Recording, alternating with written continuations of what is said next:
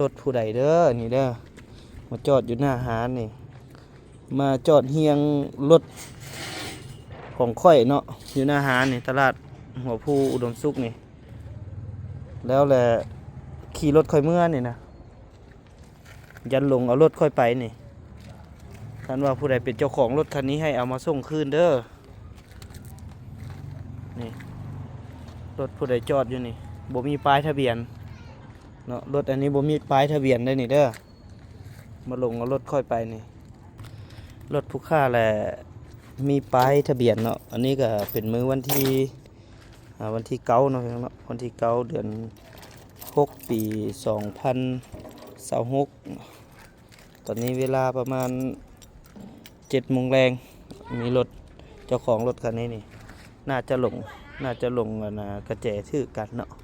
เหตุการณ์นี้มันก็เกิดขึ้นตลอดดอกคันว่าฮู้โตแล้วก็มาเปลี่ยนเอาเด้ออยู่ตลาดหัวผู้นากายนี่ตลาดอาหาร